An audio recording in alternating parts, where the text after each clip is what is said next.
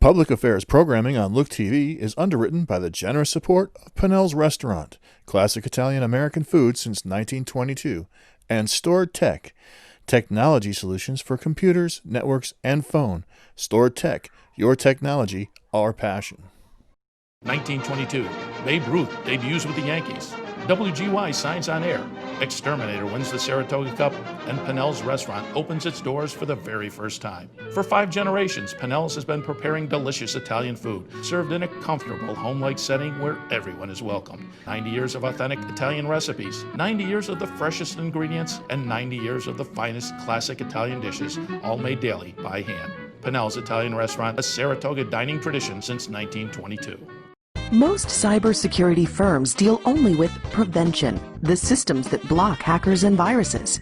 Stored Tech knows the root cause is actually good people doing bad things. So we offer a security training program which includes certifying all participants to show they understand the basics. Technology solutions for computers, networks, and phones. Stored Tech, your technology, our passion. The Saratoga City Council meeting, an inside look at the decisions that affect you and our community.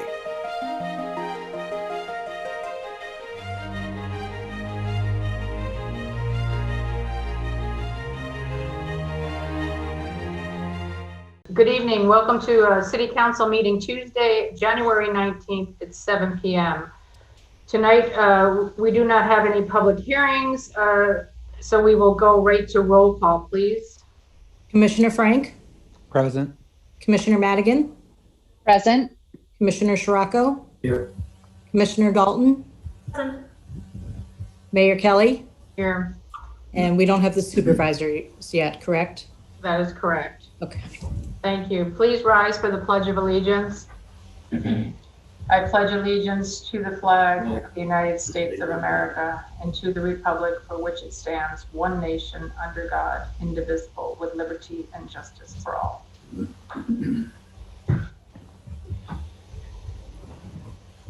Next on the agenda is a public comment period. I ask that you keep your comments brief to 2 minutes. There will be a bell to signify the end of your time. Public comment period will be up to 15 minutes or shorter. Please be respectful to the speakers when address the council as a whole. As a reminder, public comment is not a dialogue or discussion with the council members. However, at the end of public comment, the council may respond or comment. Anyone who wishes to address the council may do so by raising their hand on Zoom, and please state your name and address. Does anybody want to comment? We have 3 members, I believe, from the public. Darlene, Steve, and Teal. Thanks. Yep. I don't know if you people can hear me, but if you want to comment, please raise your hand. There's a Zoom button there. Or turn their camera on Or turn your camera on. Unmute yourself. I would like to speak. Are you going to speak, Darlene? Yes. Okay, go ahead. I'm Darlene McGraw. I live here in the city of Saratoga Springs. I wanted to let the city know that I believe the city is being disrespectful to our country, as I've noticed some of the city's flags that we have with the U.S. flags are not well lit up. They don't have lights, and at nighttime they're dark, which they shouldn't be. And the water here is beyond disgusting. I've said that before. I'd probably rather eat out of a dumpster than drink our water. That's why I don't drink it anymore. And I spoke with public safety, with an individual from public safety, about the lack of accessibility of our sidewalks due to improper snow and ice removal. I was told that the city had to cut current hours and positions due to finances. Our city will have an even bigger financial woes if all property owners aren't treated equal as far as code enforcement goes, and if someone gets the federal government involved, our city will have even bigger woes. I believe our city council should take time to go to Disability Rights New York YouTube page and check out the sidewalk snow and ice removal. That would be a great help, I believe. Thank you for your time and have a great night. Thank you. Anyone else like to speak? Turn your video on, please. A couple of other people have joined, Mayor, so George and also Matt. Okay. Okay. I'm going to turn Darlene's video off. Yeah, thank you. Okay. So let me ask George, Matt, and Steve, and Teal, are you here to comment for public comment? Hi, it's Steve Thurston. I'm just here to observe from Foothills Business Daily. Thanks. Thank you, Steve. Okay, Teal, do you want to comment? No, I do not. I'm just here with Seroptimist of Saratoga County. Okay, thank you. Okay, then we're going to close the public. George, do you want to comment? I'm sorry. Well, I'd like to comment. Yes, I just want to make sure that. Oh, you're looking for other people. Okay. Yeah, I'll get the council Sorry. when we're done here, Commissioner. Thanks. I think we're done. I'm not hearing anybody stepping in, so I will turn it over to the council. Thank you. Go ahead. You know, I just want to say that I drink city water every day. I don't buy bottled water, and I think it's fantastic. And I feel lucky and blessed to live in a city with such great water. And so thank you to DPW and to our water department, because you never see me without a water bottle or without a glass of water, and it comes right out of my tap. So thank you. Thank you. I'd like to say the same thing. I grew up in Saratoga Springs. I've been drinking the water for now a very long time. I'm not going to tell you how long, but a really long time. And I just love the water here. So I don't have any issues with it either. My entire family drinks it too, right out of the tap. In here. Okay. Anything else? It's the only thing I drink. It's yeah. No issues. That's okay. Yeah. So, and we have such a great water plant. They do all the testing, everything that they have to do. It's all mandated. So it's very good. So with that, I'll close the public comment period, and we don't have any presentations tonight. So we'll move right on to, let's pull at this time, we're going to pull the resolutions that we have, one from Commissioner Scirocco and one from Commissioner Madigan. We're going to pull those to the top of the agenda, so we'll do that now. I'm going to turn it over to Commissioner Scirocco and then to Commissioner Madigan. Okay, thank you, Mayor. I'd like to read a resolution into the record. This is a resolution for James A. Murphy Jr. James Murphy passed away on January 5th of this year, or 2021. And I'd like to read the resolution into the record now.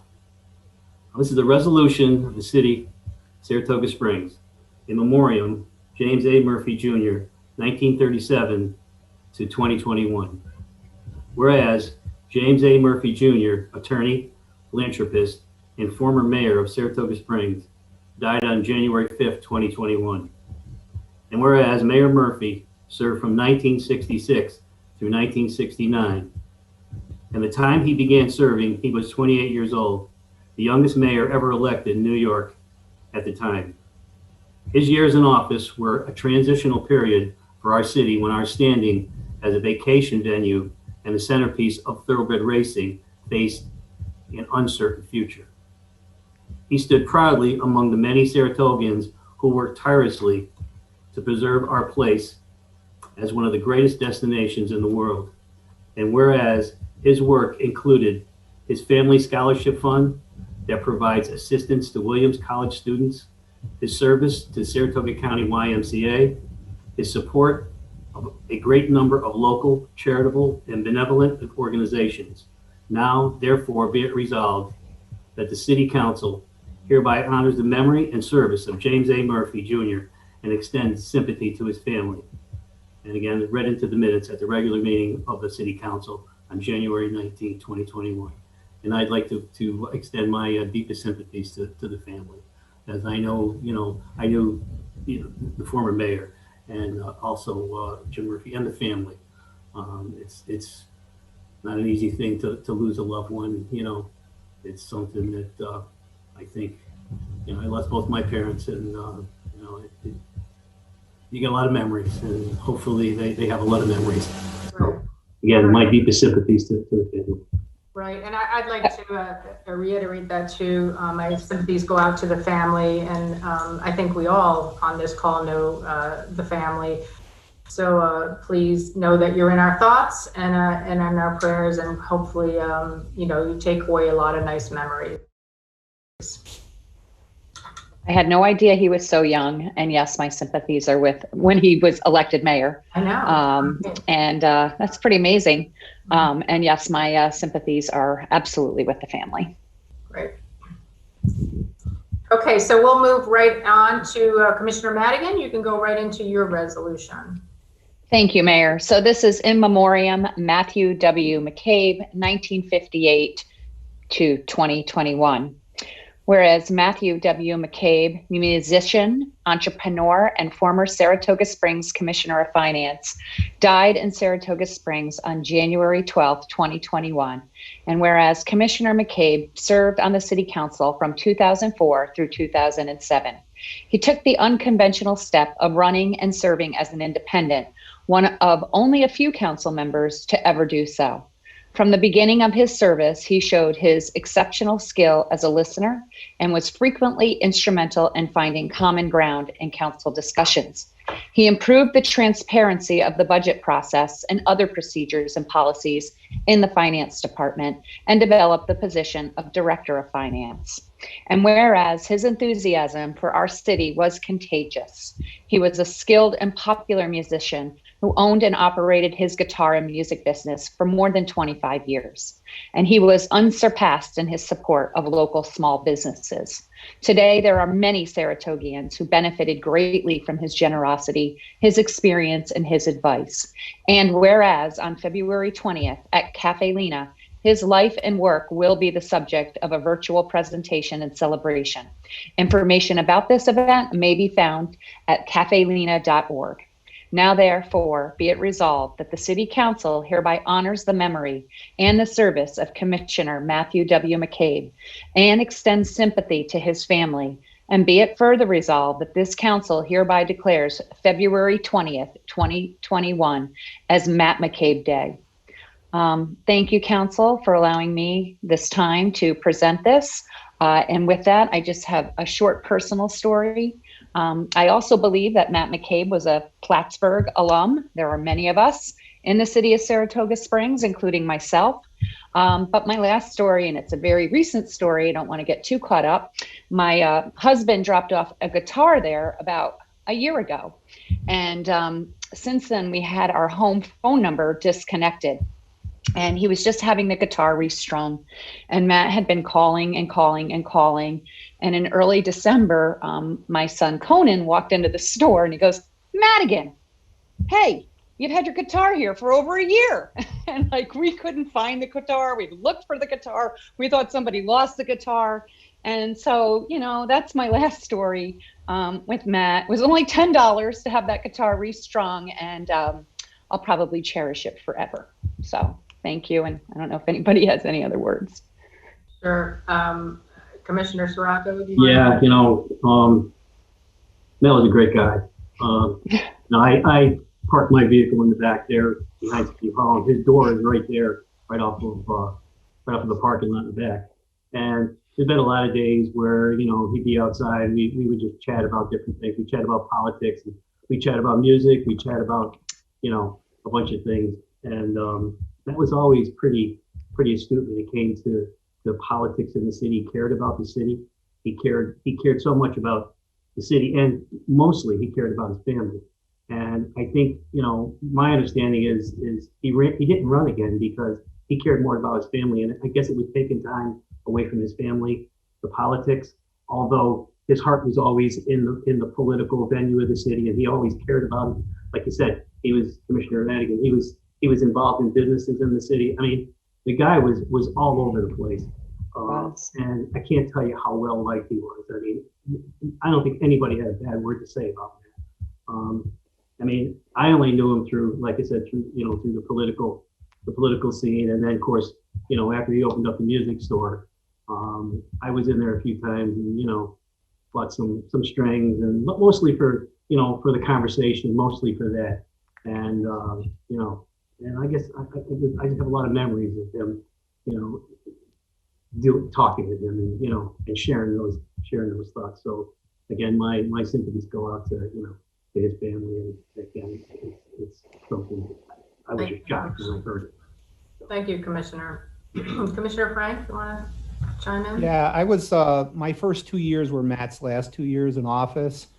And as many of the council members know, whoever you sit by, that's the person you talk to the most. And since I'm on the end of the table, it's always with the Commissioner of Finance.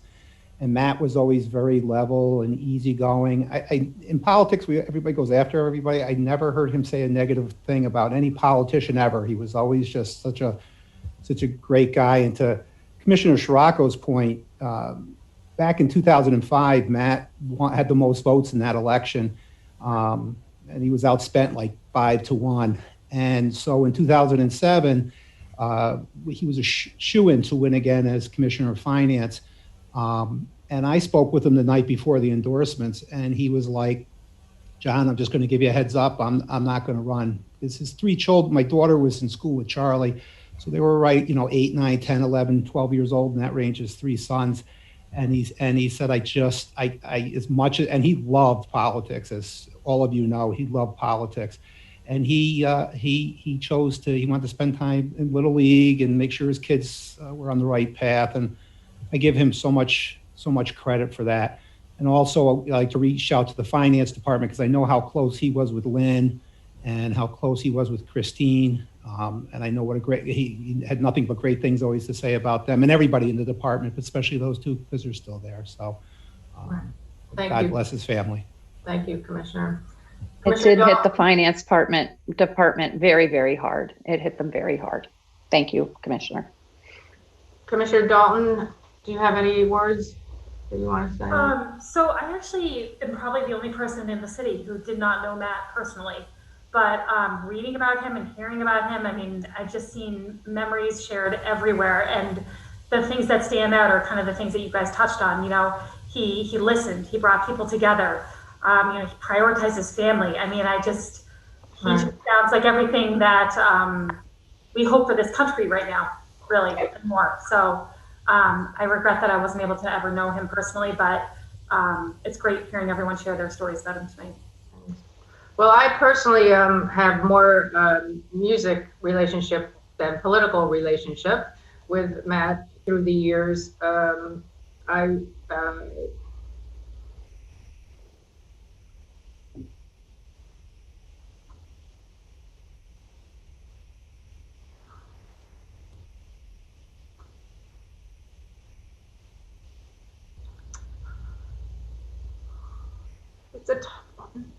It's a tough one, and he was just a friend to everybody, so Godspeed, my friend.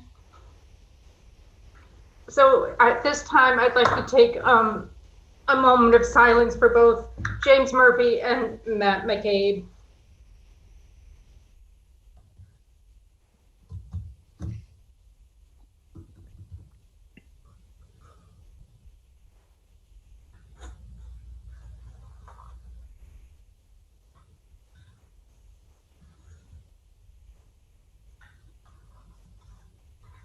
Okay, thank you. Let's move right into our agenda. We're going to move into the consent agenda. I move that the City Council approve the consent agenda as included with this agenda. This is a motion. Is there a second? Second. Any discussion? All those in favor say aye. Aye. Any opposed? Aye. The matter passes. On to the Mayor's Department. My first item is a proclamation to celebrate Seroptimus International 100 years of service for women and girls. And I'd like to read this into the record. Whereas Seroptimus International is over 90,000 women strong, will celebrate 100 years of service as an organization for business and professional women who work to improve the lives of women and girls in local communities and throughout the world. Whereas the city of Saratoga Springs is home to Seroptimus International of Saratoga County since 1979. Its goal is to build upon the mission of the national organization and to provide women and girls with success to education and training needed to achieve economic empowerment. Whereas Saratoga International of Saratoga County unites with the greater community to fundraise, mentor, and connect with the public to serve women and girls here in the city of Saratoga Springs and the surrounding areas, and invites the community to celebrate in its continuing success. And whereas hundreds of women and girls have benefited by programs offered by Saratoga International of Saratoga County, such as Project Hope and Power, the club's keystone educational workshop located in the city of Saratoga Springs, designed to guide domestic violence survivors toward financial independence.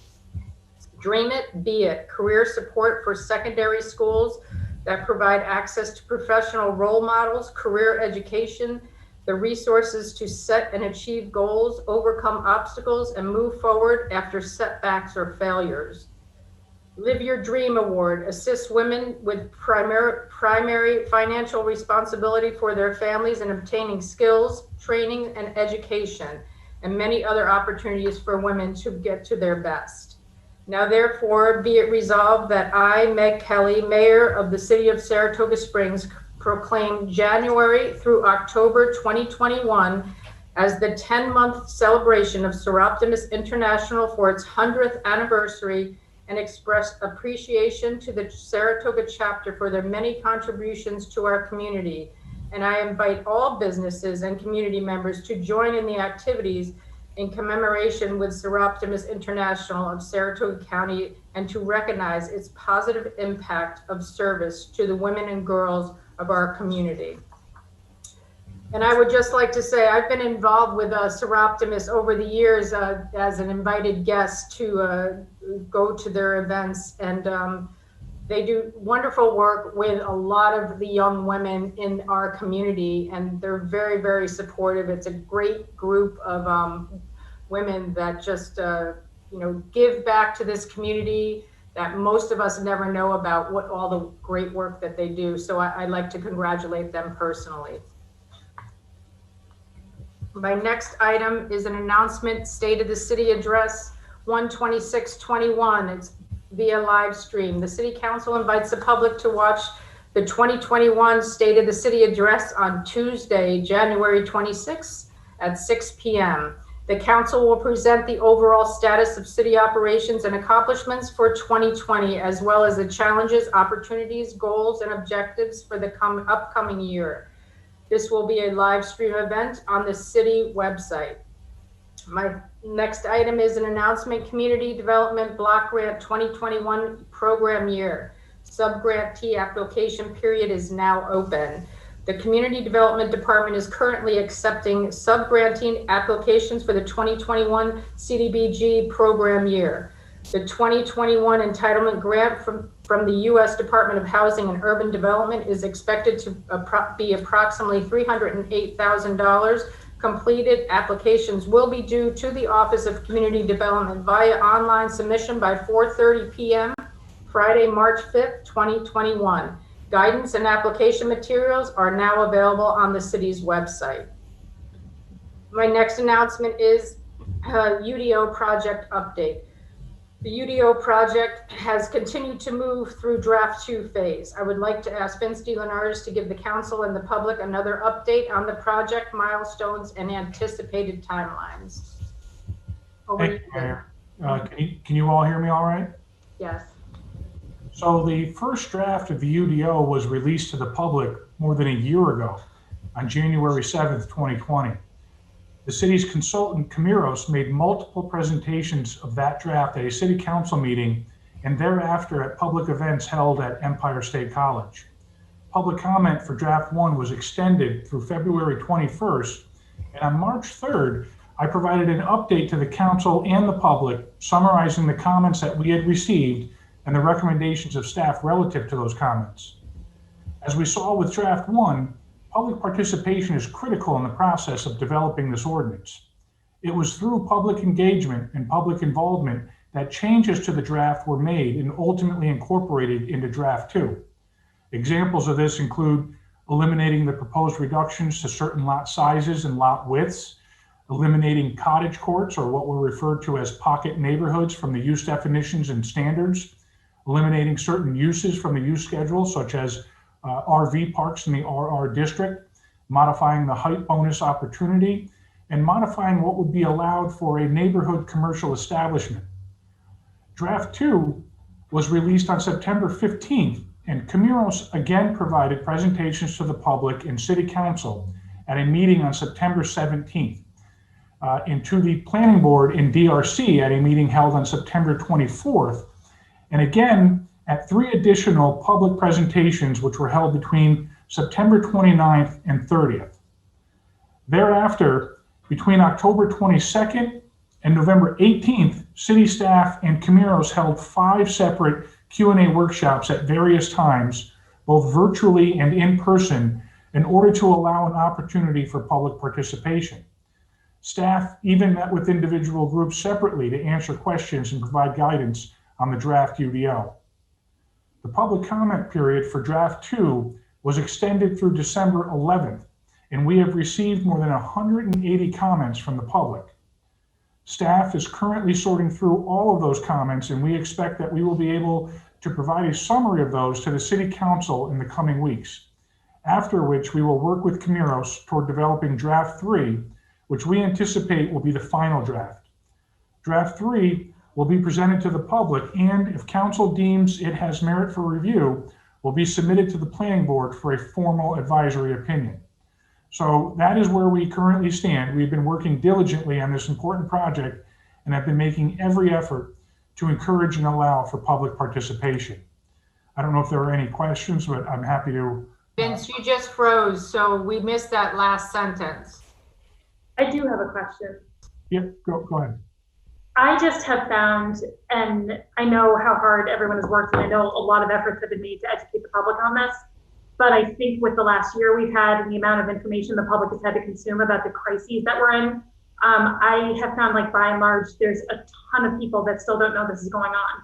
And so I just wanted to know, and especially with it being such a dense document, is there anything extra or more we could be doing as we go into this last phase to really engage the public and try to help, simplify it a bit and talk to the public about it?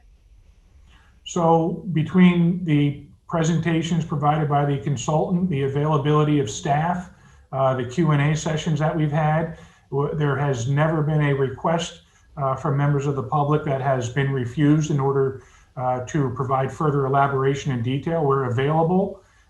Anybody that has questions is always welcome to ask those. So I'm not sure what you mean. I'm just saying it's a really dense document. It's very hard to read or get your head around. So I think I think it's a difficult thing for the public to understand and educate themselves on, because you have to have, like, a significant amount of zoning, knowledge and know-how to go through that document, in my opinion. I think I agree with you, Commissioner, but I don't think everybody would ever take the time to read that. So I do think that looking at our new document, though, if you compare it to the old document, it's much more user-friendly. So it will eliminate that. But our team has been working with a lot of the public that has been coming in. We get questions all the time, so they are reviewing it. The people that really want to see this, they're digging in deep and they're coming in with their questions. So, I know that my team has been meeting with people for the last 2 years on the UDO, but the whole document as a whole, Commissioner, is going to be a lot more user-friendly. That's the whole gist of what we're doing here. Yeah, so people can use just add to that, Mayor, if I may. The biggest distinction between draft 2 and draft 1 was that draft 2 is a red line document, so people are able to follow it a little bit easier than they were with draft 1, which was in itself a brand new document. But we will also, as staff, avail ourselves to meet with the individual council members to go over, once we complete the process of going through all the public comments so that we can share those with you and get your input as we progress toward draft 3. And I do think that we will summarize, Commissioner. Yes. So we're going to put a summary together so that people will get the gist of the major changes. Yeah, I think that's basically what I'm asking. Like when people are like, well, what is it and how does it affect my neighborhood? I'm like, oh, yeah. Yeah, that will be, you know, we could summarize that in the key components, but I'm going to tell you, your neighborhood watchdogs are out there now, and they are doing their due diligence and working with my staff. So I think that, you know, if you have anybody that hasn't met with us, that wants to meet with us, please send them our way, because we meet with people all the time about it. And it's good conversation. Yeah. Perfect. Thank you. You're welcome. Okay, anything else, Vince? Any comments from the council? Any questions? Thank you very much, Vince. Thank you. My next item is a discussion and vote authorization for the mayor to sign 2021 intermunicipal agreement for animal shelter services. This is our annual agreement with the county with respect to the city's utilization of the county's animal shelter. I move that the city council approve the mayor to sign the 2021 intermunicipal agreement for the animal shelter services as included with this agenda. This is a motion. Is there a second? Second. Any discussion? All those in favor say aye. Aye. Any opposed? The matter passes. My next item is discussion and vote appointment to the City Center Authority Board. This evening, I'm happy to ask the council to appoint Joe Ogden to the City Center Authority Board. Joe will be completing the term made available upon the resignation of Rosemary Radcliffe, effective today, expiring on 3/20/24. Joe Ogden, as many of you know, was deputy mayor before I came in as deputy mayor. He currently now is working the New York State Division of Budget. He's a graduate of Siena College with a BA in economics and a master's of art from economics in University of Albany. So with that, I move that the City Council appoint Joseph Ogden to the City Center Authority Board effective 1/19/21 through 3/20/24. This is a motion. Is there a second? Second. Any discussion? Good choice, Mayor. Yeah, great choice. Thank Good you. choice. Thank you. Very good. I think it's, you know, in these times to bring somebody on that understands budget is an important place right now. And I think that they'll be very happy when Joe joins. All those in favor say aye. Aye. Aye. Any opposed? The matter passes. I would like to add one item to my agenda. I move that the City Council approve the addition of discussion and vote item for the extension of the William J. Keller contract on Geyser Road Trail project. The reason to bring this tonight is to bring the agreement into alignment with the adjustments in project deadlines due to COVID. This is a motion. Is there a second? Second. Any discussion? All those in favor say aye. Aye. Aye. Any opposed? The matter passes. My next item is discussion and vote approval for the mayor to sign no cost extension of the William J. Keller contract as part of the Geyser Road Trail project. The original contract time deadline was November 15th, 2020. There are two outstanding items. The project will not be complete for reasons outside of control of the project team, prime contractor and the subcontractors. Due to COVID supply chain issues, the delivery of materials for the traffic signal masked arms were delayed. Since the prime and subcontractors agreed to warranty the work, the prime contractor will inspect the work in the spring to assure that the crosswalks have adhered properly. This addendum 1 is supplemental to the original Geyser Road CR 43 trail pin number 1759.83 agreement. It is incorporated and made part of those documents. This addendum does not increase the dollar limitation for this project. I move that the City Council approve the no-cost extension of the William J. Keller contract on Geyser Road Trail project. This is a motion. Is there a second? Second. Any discussion? All those in favor say aye. Aye. Aye. Any opposed? The matter passes. And that concludes my agenda. 1922, Babe Ruth debuts with the Yankees. WGY signs on air. Exterminator wins the Saratoga Cup, and Pennell's restaurant opens its doors for the very first time. For 5 generations, Pennell's has been preparing delicious Italian food, served in a comfortable, home-like setting where everyone is welcomed. 90 years of authentic Italian recipes, 90 years of the freshest ingredients, and 90 years of the finest classic Italian dishes, all made daily by hand. Pennell's Italian Restaurant, a Saratoga dining tradition since 1922. Most cybersecurity firms deal only with prevention, the systems that block hackers and viruses. Stored Tech knows the root cause is actually good people doing bad things. So we offer a security training program which includes certifying all participants to show they understand the basics. Technology solutions for computers, networks, and phones. Stored Tech, your technology, our passion.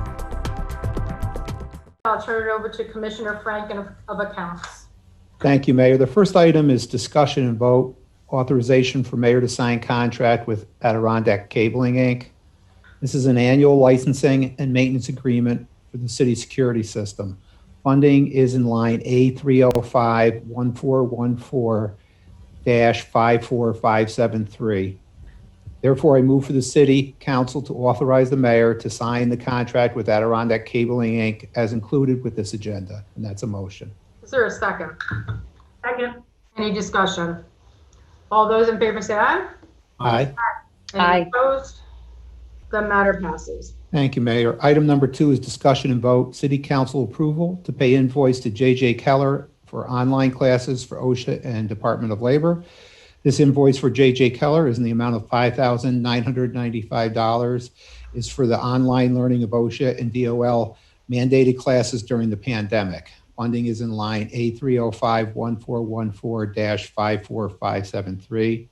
Therefore, I move for the City Council to authorize the payment of invoice from J.J. Keller in the amount of $5,995 for online OSHA and DL mandated classes during the pandemic, and that is a motion. Is there a second? Second. Any discussion? All those in favor say aye. Aye. Aye. Any opposed? The matter passes. Thank you, Mayor. Third item is an appointment for the Climate Smart Committee. I am reappointing Dan Baruch to the Climate Smart Committee. This is a 3-year appointment and will run from 2/27/2021 through 2/26/2024. The fourth item is an award of bid, which is an extension of bid for horticultural supplies to Dean Flower, Inc. Upon the recommendation of the Department of Public Works, I move to extend the award of bid for horticultural supplies to Dean Flowers, Inc. for an additional year under the same terms, conditions, and prices as listed in bid 2018-48. And that's a motion. Is there a second? Second. Any discussion? All those in favor say aye. Aye. Aye. Any opposed? The matter passes. Thank you, Mayor. Item number 5 is award of bid, extension of bid to New York State Department of Health Certified Instructor Coordinator Art Barot. Upon the recommendation of the Department of Public Safety, I move to extend the award of bid for New York State NYS DOH Certified Instructor Coordinator to Art Barot EMS Concepts under the same terms, conditions, and prices as listed in bid 2020-02. And that's a motion. Is there a second? Second. Any discussion? All those in favor say aye. Aye. Any opposed? The matter passes. And number 6, the last item for this evening, is the award of bid for the proposed Fire Station number 3 design services to CHA Consulting. I move to award the bid for the proposed Fire Station number 3 design services upon the recommendation of the Department of Public Safety and the approval of the city attorney to CHA Consulting for an amount not to exceed $300,000. That's a motion. Is there a second? Second. Any discussion? All those in favor say aye. Aye. Aye. Any opposed? The matter passes. Thank you, Mayor. That concludes my agenda. Thank you, Commissioner. On to Public Works, or on to Finance, sorry. Thank you, Mayor. So we've completed, I believe, the first item on my agenda. We move that up. The second item is an announcement, New York State 2021 State of the State. The governor announced his 11th 2021 State of the State agenda entitled Reimage, Rebuild, Renew. This was described in a 4-part series of live streamed events between January 11th and January 14th. I've included the entire 322-page book, as well as a summary that was posted on the governor's New York State website. The book includes 4 parts. Part 1, Conquering COVID and Reimagining Public Health. Part 2, Reopening and Revitalizing New York Businesses. Part 3, Building the Green Economy. Part 4, Building a New New York. It is a substantial document outlining an ambitious plan with substantial goals and programs to improve the state going forward. Simply glancing at the table of contents of the book, as well as the summary, will provide an excellent sense of the governor's direction for the next 12 months, as well as the influences on the priorities and choices displayed in the executive budget choices. My item number 3 is an announcement, New York State 2022 fiscal year budget. Governor Cuomo's basis for the fiscal year 2022 New York State budget. The governor state budget projected a $63 billion 4-year revenue loss in April of 2020. It now projects a $39 billion loss over the next 4 years, including losses of $11.5 billion in fiscal year 2021 and $9.8 billion in fiscal year 2022. The governor has stated that the federal government needs to deliver the $15 billion that he has requested, that he needs this to close the deficit so New York State can afford even baseline investments.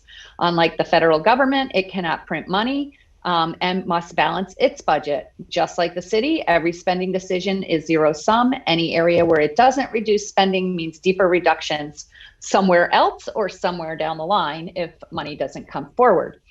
If the $15 billion in federal funding does materialize, the tax increases that will make New York less competitive and the spending reductions that hurt New Yorkers go away.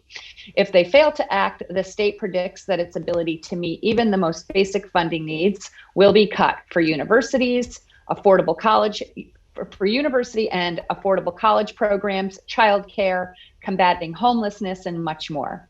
Governor believes that the odds have improved that the federal government will approve federal aid to the states in 2021, following the election of Joseph R. Biden as president and a change in party control in the United States Senate. The president-elect takes office tomorrow, January 20th, 2021, and he has already outlined a $1.9 trillion plan to stimulate economic recovery and control the COVID-19 pandemic. The draft plan includes $350 billion in direct aid to states and localities to maintain essential services that are at risk as governments contend with dramatic losses in tax receipts. However, the timing and amount of the new federal aid, if any, will ultimately determine the level of spending cuts and tax increases that must be enacted by the state in fiscal year 2022. Again, the governor has asked the Congress for $15 billion in COVID relief aid to maintain the state financial plan. The requested aid would replace less than 40% of the state's estimated receipt losses through fiscal year 2024. Pardon me. Until definitive information is available, the Department of Budget must incorporate a cautious estimate for potential new federal aid. Again, the city takes a very similar position. The fiscal year 2022 executive budget includes difficult spending cuts in local aid and agency operations. It also does include tax increases. If the governor's full $15 billion aid request is approved, the state would be able to reverse or modify many of these difficult proposals. The executive budget includes a contingency appropriation to enable these restorations in the event the federal government provides the full amount of aid requested by the governor. He essentially sort of put out two budgets. Specific reductions, VLT aid has been eliminated. So we budgeted 50%, or $1.163 million was included in our 2021 budget, and that is a total loss. For state aid, also known as AIM, he is predicting a 2.5% to 20% reduction based on reliance. We are most likely in that 20% reduction, which is what we saw in 2020. In terms of CHIPS aid, we will most likely follow suit, but So for AIM, we budgeted the full amount though, because we wanted to be in agreement with NICOM and all of the mayor's letters to budget director to keep the full amount of AIM funding in the budget. So we can estimate potentially a $330,000 loss in 2021 if the state doesn't get its $15 billion. For CHIPS, we didn't budget anything. So whatever we get, we'll end up just doing a budget amendment. Usually I think we would have budgeted around, well, we've received $873,000 in 2020. We've included zero in 2021. And again, we'll amend the budget upon receipt of any award. And that's sort of my summary of the governor's executive budget, which he presented today. Item number, and I don't know if anybody has any questions. I know I move through these things pretty quickly. Just interrupt me if you do. Item number 4 is an update on city finances. As I stated at the first meeting of 2021, this will just be a recurring topic on most of the 2021 council meetings. I just want to make sure the message is being heard, that we're talking about city finances. I really don't have anything new to report. I just want to keep us aware of the amounts of actual cash on hand at all times. As we make decisions on essential services and departmental plans and priorities and the expenditures that these things require. We have borrowed $11.3 million. We will pay that back. This is a burden on future administrations, generations, and it's based on pandemic-related financial choices.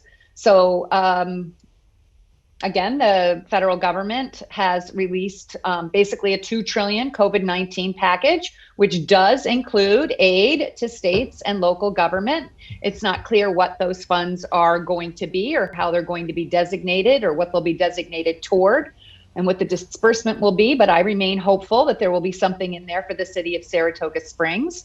And I've already reviewed the governor's executive budget, so that sort of sums up our financial situation. Oh, I do like to point out that we are still looking at selling property. Hopefully we'll have an update on that in the next few weeks for both the council and the public. We are working hard on getting grant reimbursements. The big one that's still sitting out there is the Geyser Road Trail grant. It seems like that project is just about wrapped up, and that's about 1.6 to 1.7 million, maybe 2 million at this point in time. So as those funds come in, those things help with cash flow. So selling property, getting our grants reimbursed will help with our cash flow projections, and I will be sure to update the council as I know more. My remaining items are budget transfers and amendments, and the water and sewer budgets are being amended to reflect wage amounts based on 2020 employee contracts. So item number 5 is a discussion and vote budget transfers payroll. Lines 1 through 2 move funds from the amounts budgeted for the administrator who retired earlier than expected to a senior planner in the amount of $61,912. This is in the mayor's department. This is in an effort to reorganize their department. I move that the city council approve the budget transfers payroll as included with the agenda. This is a motion. Is there a second? Second. Any discussion? All those in favor say aye. Aye. Aye. Any opposed? The matter passes. Item number 6 is a discussion and vote budget amendments for water 2021 adjustments. These budget amendments, I don't need to read that. Lines 1 through 29 adjust amounts for wages, Social Security, dental, retirement, and hospitalization benefits, increasing the use of the water budget fund balance. Amounts expected from sales and dental reimbursements in the amount of $48,285.39. I move that the city council approve the budget amendments water as included with the agenda. And when I said water, it's the water funds fund balance. This is a motion. Is there a second? Second. I didn't hear that. Is there a second? Second. Okay, thank you. All those in favor say aye. Aye. Aye. Any opposed? The matter passes. Item number 7 is a discussion and vote budget amendments for the sewer budget. These are 2021 adjustments. Lines 1 through 26 adjust amounts for wages, Social Security, dental, retirement, and hospitalization benefits, increasing the use of the sewer budget fund balance. Amounts expected from sales and dental reimbursements in the amount of $58,700.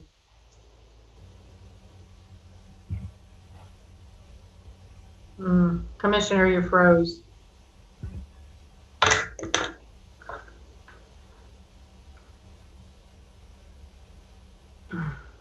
I think the internet networks are just like overwhelmed. I feel like this has been happening a lot the last few days.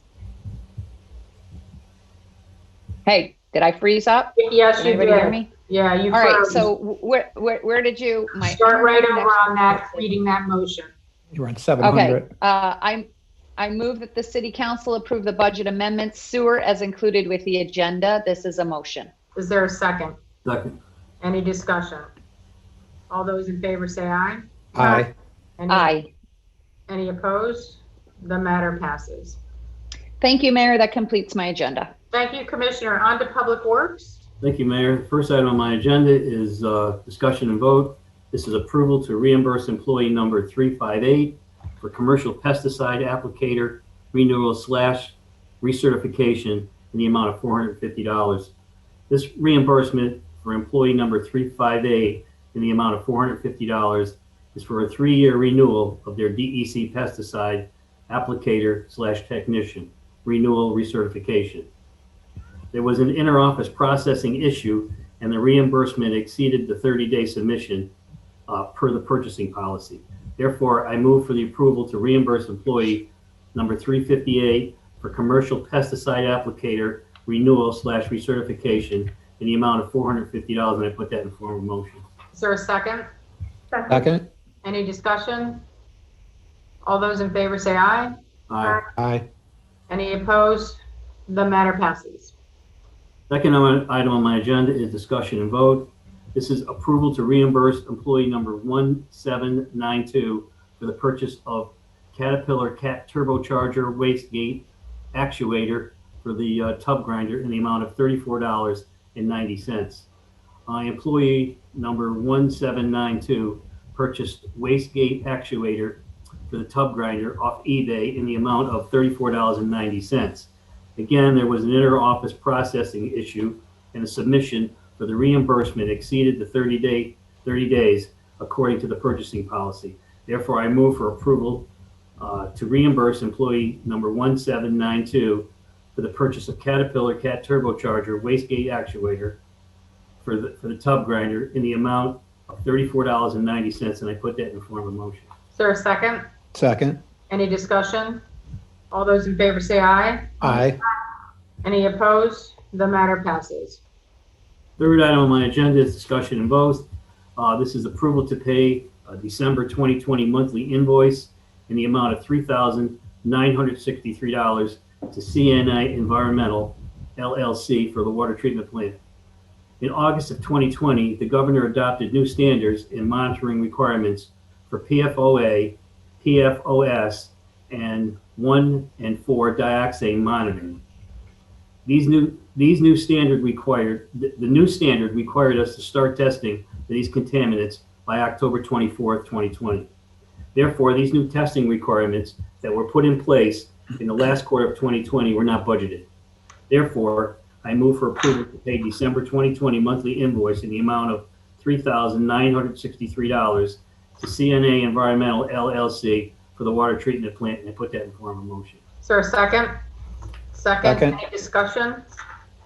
All those in favor say aye. Aye. Any opposed? The matter passes. Thank you. Fourth item on my agenda is discussion and vote to accept a donation in the memory of Constance Lloyd for the city's flower beautification program in a total amount of $150. Constance Lloyd passed away October 21st, 2020. She was a proud, lifelong resident of Saratoga Springs. Connie loved life and enjoyed spending time in her garden. Her family asked, in lieu of flowers, a donation could be made to the flower beautification project for the city of Saratoga Springs. To date, the city has received $150 in memory of Connie. Therefore, I move to accept a donation in memory of Constance Lloyd for the city's flower beautification program in a total amount of $150, and I put that in form of a motion. Is there a second? Second. Any discussion? All those in favor say aye. Aye. Aye. Any opposed? The matter passes. Fifth item on my agenda, discussion and vote, authorization for the mayor to sign contract with Dean's Flowers Incorporated for horticulture supplies. This renewal contract is for horticulture supplies related to the city's beautification program. Included in the contract are the bulbs, pots, hanging baskets, and flowers that keep our downtown core of the city beautiful for residents and visitors. Therefore, I move for the mayor to sign a contract with Dean's Flowers Incorporated for horticulture supplies not to exceed unit bid price per proposal dated 12/26/18. Put that in form of motion. Is there a second? Second. Discussion? All those in favor say aye. Aye. Aye. Aye. Any opposed? The matter passes. Number 6 is discussion and vote, authorization for the mayor to sign an agreement with the New York State Unified Court System. This is an annual renewal agreement between the city and the State of New York Unified Court System. The renewal period is from April 1st, 2020 through March 31st, 2021. The proposed budget is $52,352. This budget is based on reimbursement for services rendered, court cleaning, minor repairs, and maintenance by the DPW staff. Therefore, I move to authorize the mayor to sign the renewal agreement with the New York State Unified Court System for the period of April 1st, 2020 to March 31st, 2021 in the amount of $52,352, and I put that in the form of motion. Is there a second? Second. Any discussion? All those in favor say aye. Aye. Aye. Any opposed? The matter passes. 7th item on my agenda is an announcement. This is to accept street for snow plowing only. This is the extension of Julian's Way. The developer of Julian's Way has completed the winter road service construction for snow plowing. Therefore, the Department of Public Works will accept Julian's Way for snow plowing only. The 8th item on my agenda is discussion and vote. Approval to accept urban and community forestry project tree inventory and community forest management plan grant. The Department of Public Works, with the assistance of the city arborist, Steve Lasham, has been awarded grant funding from the DEC Urban and Community Forestry Grants Program in the amount of $50,000 for the tree inventory and community forest management plan. This grant does not require a match. The benefit of this grant is to conduct a comprehensive inventory of the city trees as well as develop a forestry management plan.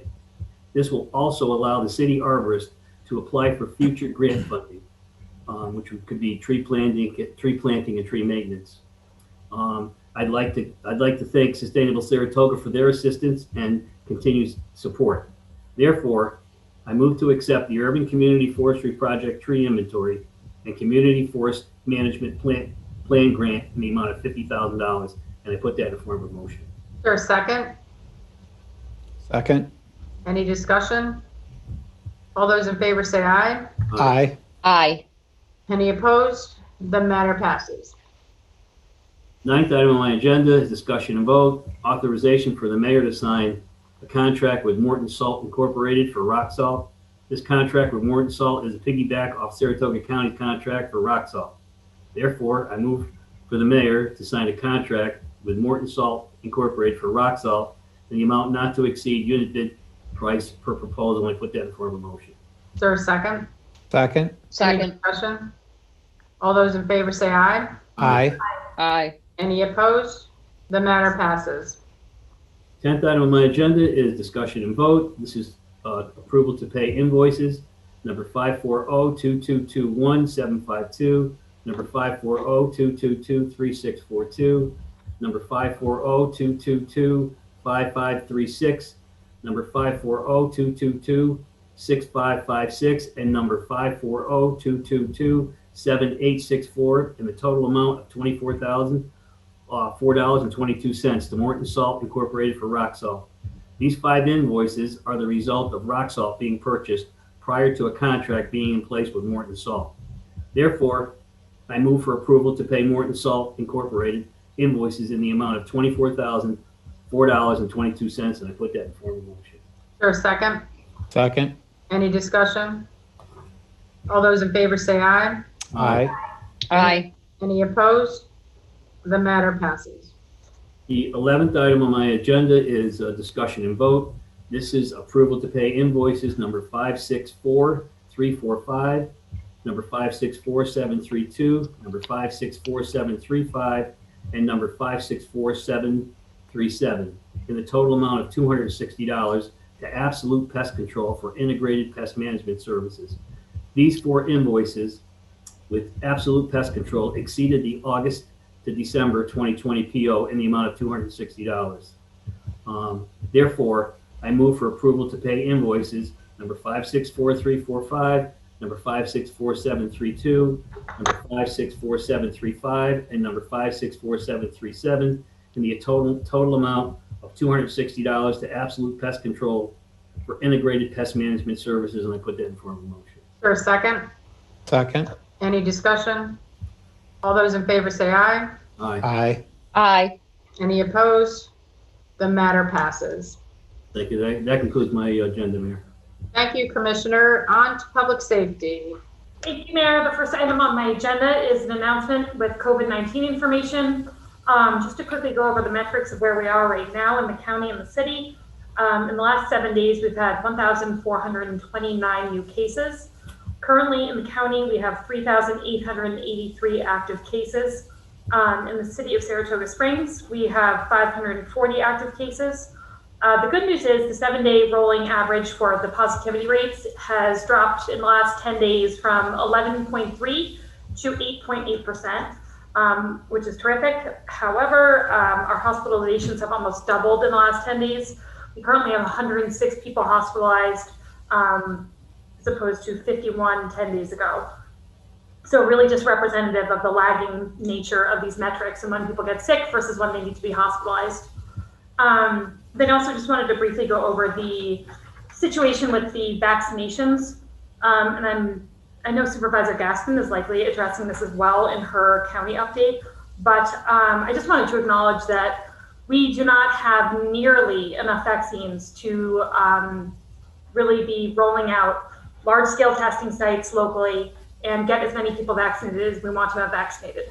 Right now, there are 43,000 people in the county who are eligible for a vaccine, and we get a tiny, tiny amount every week. And so I know people are really frustrated getting access to these appointments, and are having to travel very far to Plattsburgh, to Utica. And I just want to say we know that. We are working on it. This is an imperfect system that we are trying to work within, and we're trying to address the needs as we see them come up and arise. And I just wanted to acknowledge with everyone that we are also frustrated. We also know that, this is not happening nearly as fast as we want it to happen, but we are working on it. And everyone who wants a vaccine will get a vaccine. So just, you are feeling anxious about it, and people are feeling very anxious about it, just remind yourselves, everyone who wants a vaccine will get a vaccine. If you go on our Facebook page or website, I have broken out the 3 different channels through which you could try to find an available appointment right now for a vaccine. The first is through the state's website, which has the large-scale state-run testing sites on it. The second is through the county. The county has a link right at the top of their homepage where you can click to see if they have any available appointments. The third area is through private drugstore chains and pharmacies. That's a little trickier because you have to go to their individual sites like CVS online or Rite Aid or Walgreens to see if they might have any availability. So it's a frustrating process, it's a long process, but it will be streamlined in the coming weeks and refined, and we will get vaccines in people's arms and get back to being healthier as quickly as possible. So Commissioner, I just want to add to that because I found this out today, because my sister's disabled and she's in her 50s, and I had her signed up at Rite Aid, and they called me today, and they are not giving any vaccines to anybody younger than 65. So that is something that everybody needs to note, that you're not going to get in if you're under 65, even though you fit into 1B. It is really, yes, thank you for pointing that out. I know there have been situations like that, and there's nothing worse than getting your hopes up thinking you have a vaccine scheduled, to then find out your appointment's being canceled and you have, no vaccine in sight. Yeah, but I gave my appointment away to an 85-year-old, so I'm good. Oh, that's great. Yeah. So with drugstore appointments, you can usually change the name of the person who's getting the vaccine. Yeah. Appointment with the state site, you can't change the name, and so you just have to cancel it, and it just. Yeah. Yeah. So it's really rough, but we should have an update fairly soon with President Biden's new plan. He has a totally different plan for distributing the vaccine. So hopefully that will increase the supply chain and we can get back to being healthy as quickly as possible. Anyone have any questions? No? Okay. Second item on my agenda is discussion and vote authorization for the mayor to sign a contract with Art Brolts. I make a motion to authorize the mayor to sign the contract with Art Brolts. This is a motion. Is there a second? Second. Any discussion? All those in favor say aye. Aye. Aye. Any opposed? The matter passes. Thank you. That concludes my agenda. Thank you. I'm going to turn it at this time back over to Commissioner Madigan, who wants to add an item.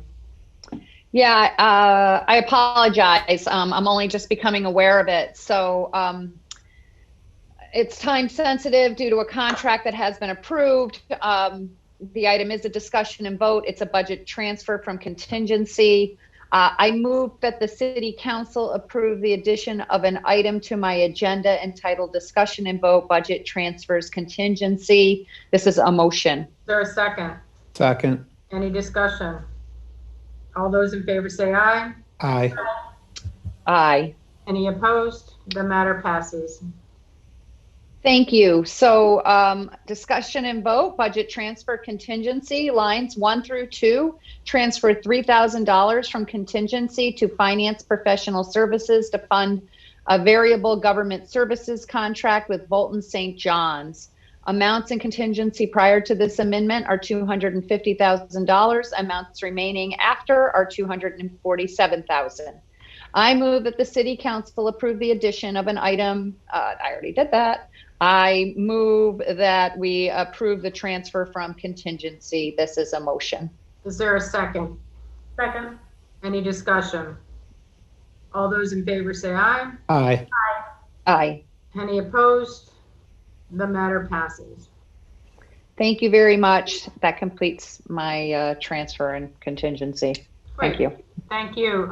Okay, on to the supervisor, Supervisor Beach. You're muted, Supervisor Beach.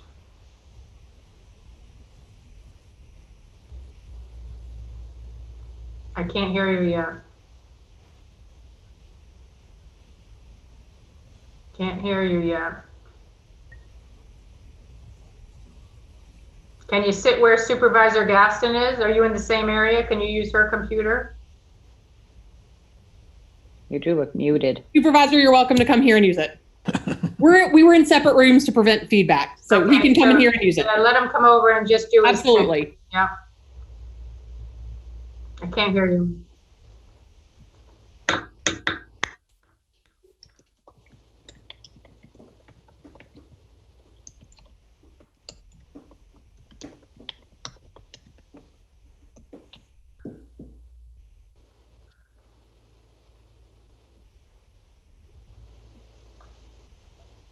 All right, a little musical chairs here. That's okay. I can hear you. Yeah, sorry about that. It was I was actually using a county computer, so I guess that explains a lot. I don't know. All right, first on my agenda, just very quickly, is just a recap of the committee assignments for next year. So at our January 6th meeting at the Board of Supervisors, we receive our committee assignments from the chairman of the board. And just for me, I just want to announce that I've been appointed to the chairman of the Buildings and Grounds Committee, which I've served on for the last 2 years, and I'm glad to be on that committee again. I've also been appointed the chair of a new committee called the Government Review and Efficiency Committee. And that committee has been charged with looking at the county's policies, procedures, local laws, county code, reviewing the rules of the Board of Supervisors, looking at how county departments can work better or find to find duplicate efforts to try to eliminate them, and take suggestions from our departments for efficiency and other items to make the county operation run a little bit better if we can.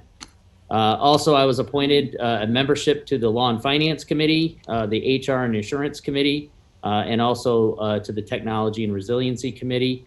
I've also been appointed, which is a continuing appointment from last year, on the NIRA Local Advisory Board, the Capital Resource Corporation, continuing in NISAC as the Public Safety Vice Chairman, the NACO Community Economic and Workforce Development Committee, and the Vice Chair of the International Economic Development Task Force at NACO. So those are my committee assignments for this year. And there are still a few chairman's appointments that haven't been done yet, so there may be some more that come up as the year goes on. But I'm looking forward to a good year this year and working on these committees at the county. And then the second on my agenda is just to announce and report again that we are participating here tonight, on the Presidential Inaugural Committee COVID-19 Memorial. All the lights are on here at the county, and we're still here, so I know that for a fact, that the lights are on here in memory of those who have died from the COVID pandemic. We were alerted to it from the National Association of Counties, and we were able to participate in that. And again, we appreciate being a part of that for tonight. So with that, I will conclude my agenda, and thank you. Supervisor Beach, I'm glad you brought that up because the city is also participating, and I failed to mention that in my update, but I wanted to thank the Department of Public Works for keeping all the lights on in City Hall and lighting it up in remembrance of those we've lost. We have lost 33 Saratoga Springs residents to the COVID-19 pandemic, which is a tragedy. And I am glad we're able to remember them tonight and always moving forward. All right, thank you. So I'll move out of the seat here and thank you, Supervisor Gaston.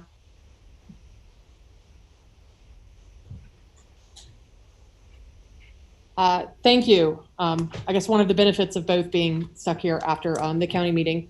The first item on my agenda is regarding COVID-19. Commissioner Dalton gave a pretty good rundown of the numbers as I understand them right now. The update for today is not up yet. It can sometimes take a little bit for the state to provide some of the numbers that we need in order to calculate. Although that is one thing that the county did approve today in our board meeting is a contract to move forward with a company that will be assisting us in changing our dashboard. We will be using state data methodology, which will minimize confusion for many people, but as well will also make it more accessible. And we'll have more of the information that people are requesting on a regular basis, including the number of vaccines, percentage by population, hospital beds, et cetera. So we're looking forward to that. That I think will make the dashboard a lot clearer. Additionally, we moved forward a resolution to hire temporary personnel to staff a call center. As we are all very much aware, the state's hotline that was put out has been overwhelmed and they are not capable of handling the traffic. Additionally, all the towns, and I know the City Hall is getting a lot of phone calls regarding vaccination, testing, et cetera. So this will be staffed by hires from the county in order to answer those questions and in order to ideally assist with a new plan that we are working on vetting through the state and getting permission that will allow us to operate a list system.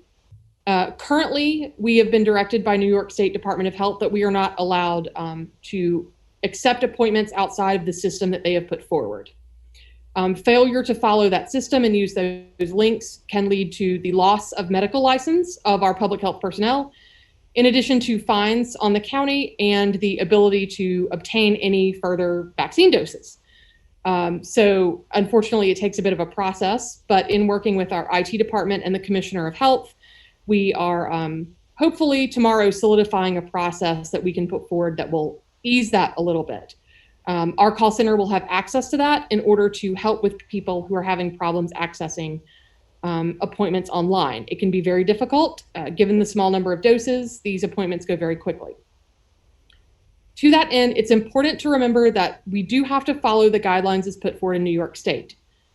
The Saratoga County Public Health Services is not making the decision on who we believe should be vaccinated, and the decisions from the state do not match the priority levels that our public health services would put forward.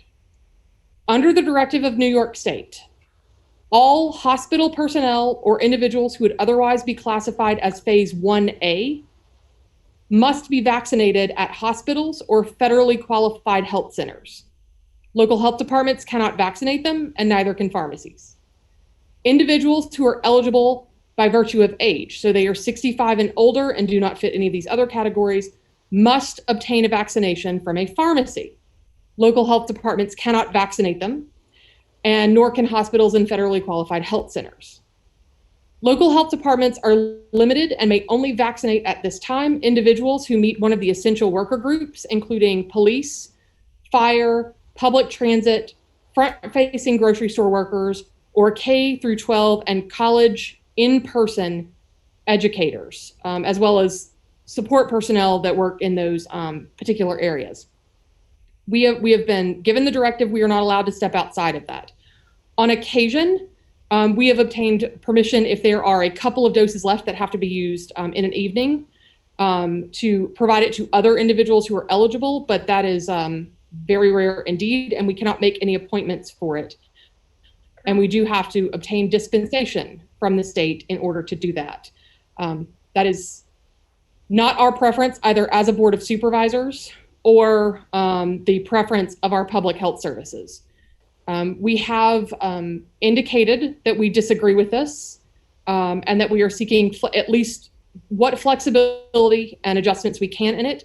We are also working with the New York State Association of Counties and the New York State Association of County Health Officials to guide the chamber into more flexibility and local control so that we can have access to these doses and provide them where our public health department believes they are most needed. Can I ask a question? Yes. So if you're 65 or older, can you call the county's hotline or call center that you're setting up to book a drugstore appointment, or do you have to contact the drugstores directly? You have to contact the drugstore directly.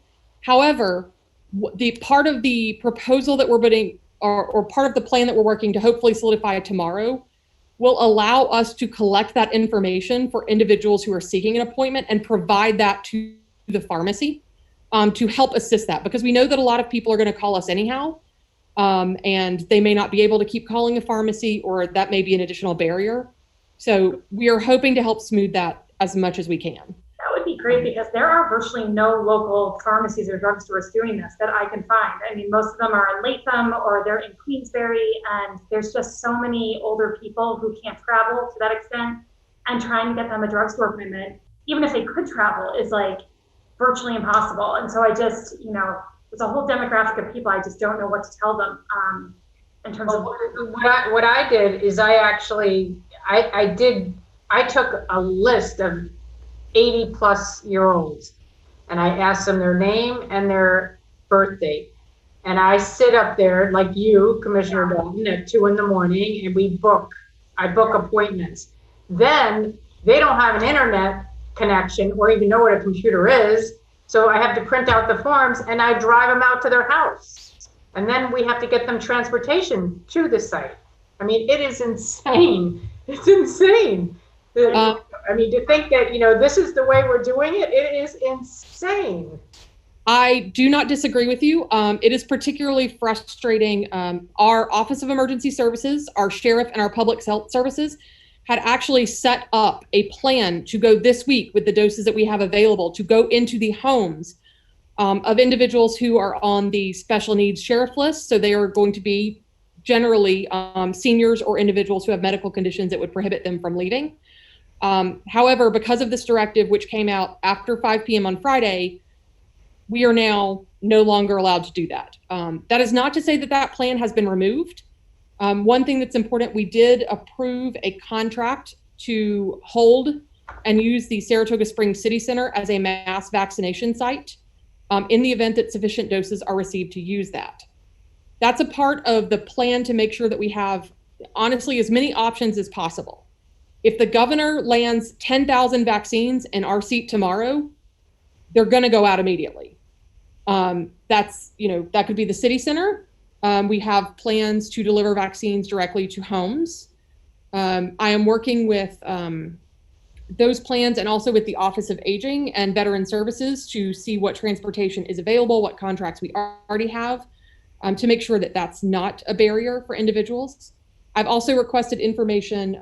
Obviously, Supervisor Veach and myself are familiar with the city, and I did send an email requesting any responses from commissioners if they had any, and the mayor. Additionally, every supervisor has been requested to provide locations in their community that can be used as distribution points, as well as particular populations in the area.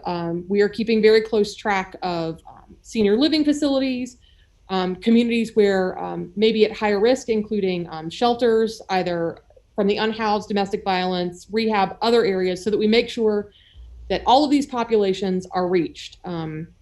Unfortunately, it is. I'm sorry. Go ahead, Commissioner. I was just going to ask one more question. If we are able to open up like the city center site, would someone who's 65 or older be able to go there? Or are they still going to have to go to a drugstore? It would depend on what guidance is in play at that time. I would imagine if we have sufficient doses to open up the city center, we're going to be looking at a broad population that's going to be able to access it.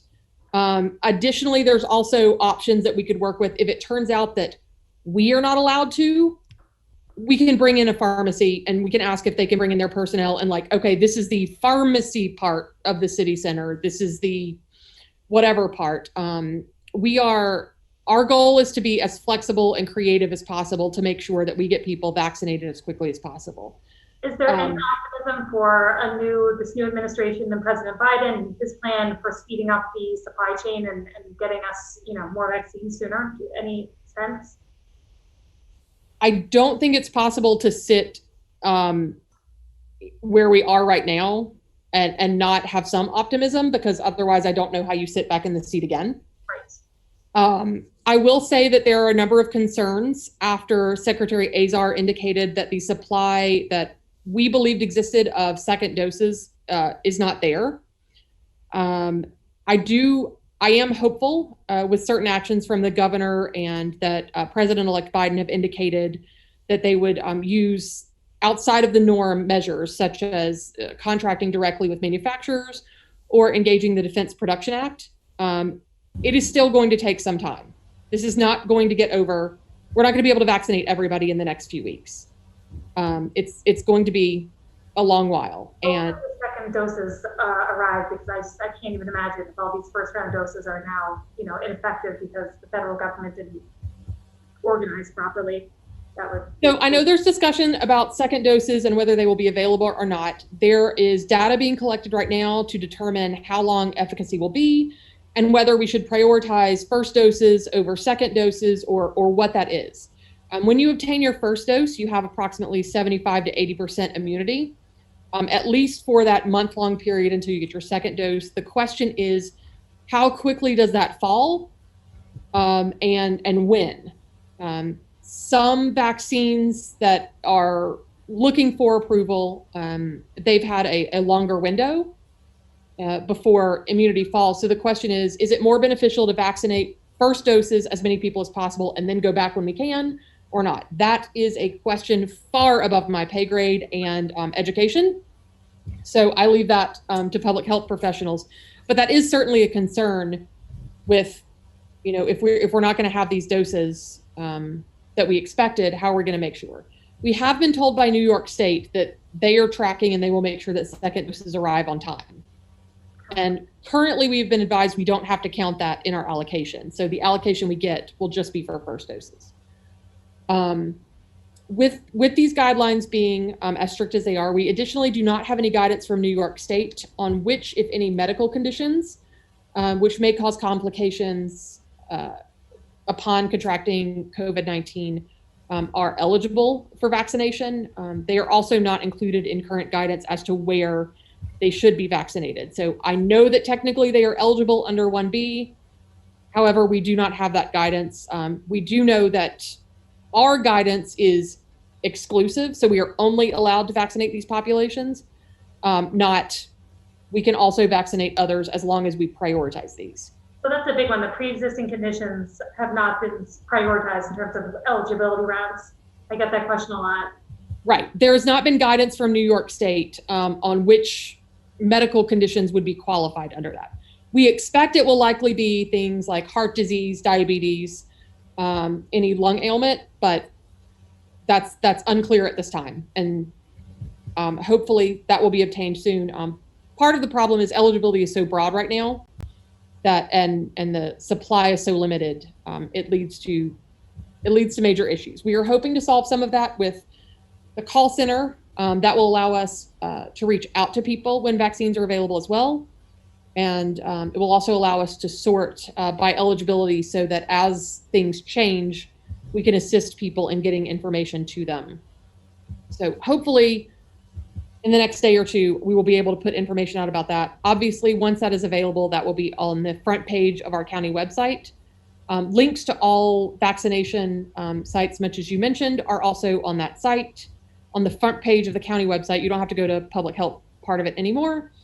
And we are also making sure to include links to pharmacies as we are aware that they are providing vaccines. Some pharmacies have them, but not in our county. So we're trying to make sure that people have access to that. The good news is that Saratoga County is one of the highest performing local health departments in New York State in using the vaccines that have been allocated to us, administering them with great speed, and in taking vaccine doses that other places do not have the ability to administer, either because they've run out of eligible persons or due to time, and making sure they get into arms.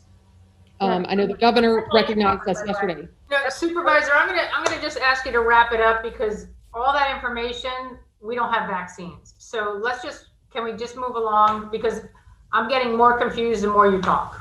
So I think that the public is too. It's just a lot of information and, I just don't, we just need the vaccine. We don't have it. So we have to wait and see. I understand that. I do think it's important that the public has information on where they can get a vaccine. They can go to your website, right? You just said you're putting stuff up tomorrow on your website. I don't know. There's already some links and information. Not everyone goes to circling. We'll keep circling around here. Maybe we can do another Q&A later this week on Facebook Live. That was helpful last time.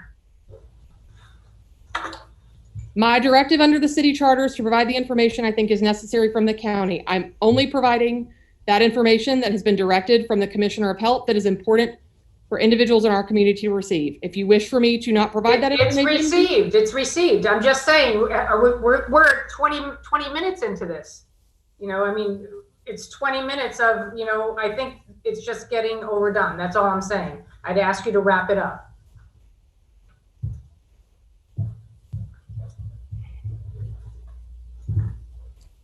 Due to the performance of our public health services, we do have 6.5% of our population has been vaccinated.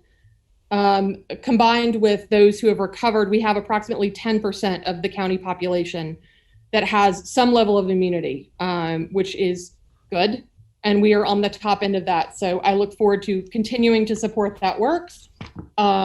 We did pass those resolutions in addition to support that effort, and all individuals with any concerns or questions are welcome to contact me. They can call me either 518-934-1944, or they can email me at tngaston@saratogacountyny.gov.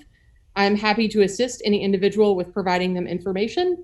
And additionally, we will be delivering to all elected officials throughout the county an FAQ tomorrow, or either this evening or tomorrow morning, that will have information that you can provide any constituents that reach out to you as well on locations and eligibility groups and requirements. The other item on my agenda is just regarding. I'm sorry. Yes, Commissioner. Did you say all elected officials are going to get this FAQ? I will be making sure that it is available to everyone. I know that all of you and all electeds around the county are getting questions, and I want to make sure that you have the information you need and also where you can go to get more if you need it. So Thank you. Absolutely. The second item on my agenda is an update on committee assignments. I had the honor on January 6th to be appointed the chair of both the Health and Social Services Committee of the Board of Supervisors and the newly formed Technology and Resiliency Committee. These have obviously been interests and concerns of mine that I've been working on for a while at the county, and I appreciate the support of the chairman in appointing me to those. As a result, if any individual, either any commissioner here or any member of the public, has anything that they think should be considered as a topic of concern for us, with the Technology and Resiliency Committee, we will be looking at improving public access, improving our website, improving access to our county meetings, including live streaming, which Supervisor Beach has been working on through Buildings and Grounds for a while. And we will also be having some public engagement and forums and surveys to make sure that we know what people are interested in having and what they want to see from their government. As always, these meetings are open, and one of the things that we did do this year is make sure that all of our agendas and supporting documents go online prior to the meeting. So everyone will be able to view them, read what's going on, and be able to participate in their government. And I look forward to the Technology and Resiliency Committee continuing to move that forward on that path. And that concludes my agenda. Thank you. Any other comments from the council? Then we are adjourned. Good night. Public Affairs programming on Look TV is underwritten by the generous support of Pennell's Restaurant, classic Italian American food since 1922, and Stored Tech, technology solutions for computers, networks, and phone. Stored Tech, your technology, our passion. 1922, Babe Ruth debuts with the Yankees. WGY signs on air. Exterminator wins the Saratoga Cup, and Pennell's Restaurant opens its doors for the very first time. For 5 generations, Pennell's has been preparing delicious Italian food, served in a comfortable, home-like setting where everyone is welcome. 90 years of authentic Italian recipes, 90 years of the freshest ingredients, and 90 years of the finest classic Italian dishes, all made daily by hand. Pennell's Italian Restaurant, a Saratoga dining tradition since 1922. Most cybersecurity firms deal only with prevention, the systems that block hackers and viruses. Stored Tech knows the root cause is actually good people doing bad things. So we offer a security training program which includes certifying all participants to show they understand the basics. Technology solutions for computers, networks, and phones. Stored Tech, your technology, our passion.